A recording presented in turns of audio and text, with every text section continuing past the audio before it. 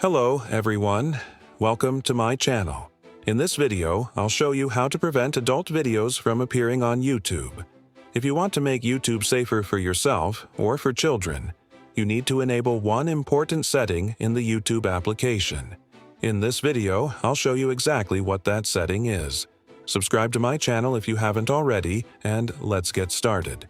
First, open the YouTube application on your phone. Then, in the bottom right-hand corner of the screen, tap on your profile photo. After that, in the upper right-hand corner, tap on Settings. Here, tap on General, and scroll down until you find the Restricted Mode feature.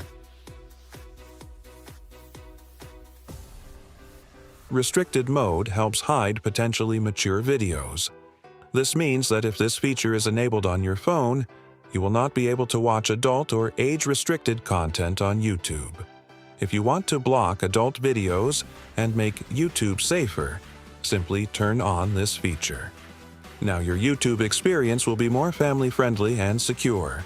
If this video was helpful, subscribe, like this video, and thank you for watching.